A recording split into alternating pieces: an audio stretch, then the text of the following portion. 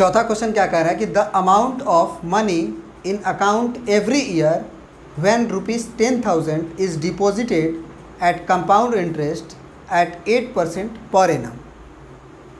किस सिचुएशन को बोल रहा है कि एपी में है कि नहीं है बताओ। तो वो पढ़िए जरा।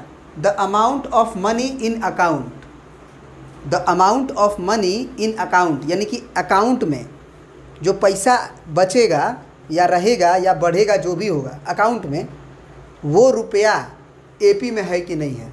यदि when ₹10,000 is deposited at the compound interest at 8% per annum। तो कंपाउंड इंटरेस्ट और सिंपल इंटरेस्ट की थोड़ी सी कहानी समझ लो। सिंपल इंटरेस्ट होता है, वो होता है जो एक बार पैसा डाल दिए जैसे 10,000 और उस पर बोल दिया कि 8% आपको ब्याज मिलेगा, तो 10,000 का 8% जो होगा वही आपको मिलेगा। 10,000 का जो 8% है वो आपको मिलेगा। फिर एक बरस के बाद भी 10,000 का 8% मिलेगा, फिर अगले साल भी 10,000 का 8% मिलेगा। इसे बोलते हैं सिंपल इंटरेस्ट। माने जितना रुपया दिए हो बस उसी का 8% मिलता रहेगा आपको, मूलधन वही का वही रहेगा।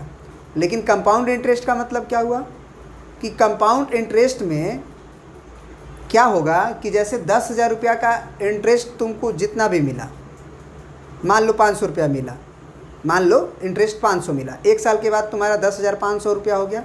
तो अब जो है जो 8% इंटरेस्ट मिलेगा वो 10,500 का फिर 8% मिलेगा, 10,000 का नहीं मिलेगा।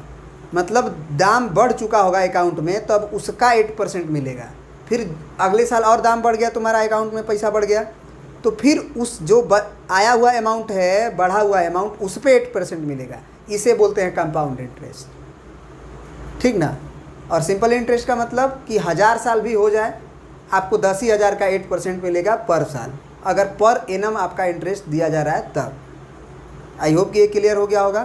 तो यहाँ हमारा बैंक में जो पैसा हो रहा है वो कंपाउंडली इंटरेस्ट हो रहा है। तो कह रहा है कि the amount of money in account, तो लिखेंगे amount of money in account. पहली बार अगर वो रखा है मान के चलो तो 10,000 रखेगा।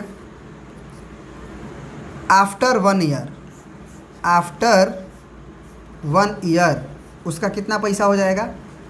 तो बैंक जो होगा वो 10,000 का 8% दे रहा है इंटरेस्ट आपको।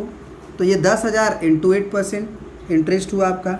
तो ये 10,000 और गुने 8/100, क्योंकि परसेंट का मतलब 2200 होता है, 0 से 0 कट गया तो 800 रुपया। मतलब एक साल के बाद आपको कितना रुपया मिलेगा, 10,800। यानी कि जो अकाउंट हुआ आपका एक साल के बाद, वो कितना हुआ है आपका अकाउंट में पैसा एक साल के बाद, तो 10,800। फिर आफ्टर 1 ईयर, यानी कि आफ्टर आप कह सकते हो 2 ईयर, अब एक साल और आगे बढ़ जाओ अगर, तो क्या होगा, क्योंकि अकाउंट एवरी ईयर हम इससे पूछ रहे हैं कि अकाउंट में जो पैसा है वो एवरी ईयर बताइए, है ना। The amount of money in the account every year. तो अब दूसरे साल देखते हैं। तो दूसरा साल जो होगा वो क्या होगा, 10,800 का अब 8% मिलेगा इंटरेस्ट आपका, 10,000 का नहीं, क्योंकि कंपाउंडली इंटरेस्ट है, जो बढ़ गया उसका मिलेगा। तो ये हो गया 8/100। तो ये 0 से 0 कट गया। अब 8 से 8 में गुना करो तो 8 8 64 को 4, 800 यानी कि 8 एकम 8, 864। तो 864 रुपया और बढ़ेगा। तो 10,800 में 864 जोड़िए तो 800 800 1664 हो जाएगा। तो ये हो जाएगा 1 और 8 8 16, है ना, 1664। ठीक है, बिल्कुल। तो ये हो गया तुम्हारा कंपाउंडली अमाउंट पहली बार में, दोबारा और तीबारा। फिर आगे करोगे तो फिर 8%। लेकिन इतना से ही हम लोग ये पता कर सकते हैं कि ये जो सिचुएशन है वो एपी है कि नहीं। तो इसका मतलब क्या हुआ, पहली बार तो वो 10,000 रखा है, फिर उसका रुपया हुआ 10,800, फिर उसका रुपया हुआ 11,664। अब कॉमन डिफरेंस निकालो, तो पहली बार में निकालोगे तो 10,800 में 10,000 घटाओगे तो 800 आएगा। दोबारा वाला केस निकालोगे तो 1 1 6 6 4 में से आपको 10,800 निकालना होगा। तो निश्चित रूप से आप क्या करोगे, इसमें से इसको घटाओगे तो निश्चित रूप से आपका क्या बचेगा, 864 रुपया बचेगा, है कि नहीं। 16 में से 8 गया 8, क्योंकि वही ना घट जोड़े हो, इसमें आप क्या जोड़े हो 864, तो इसमें जोड़ने के बाद जो नंबर है उसमें से इसको घटाओगे तो 864 ही बचेगा। तो यहाँ पे अगला कॉमन डिफरेंस आया 864, तो ये भी एपी फॉर्म नहीं करेगा। तो लिख देंगे this situation not form AP, क्योंकि सेम नहीं है ना।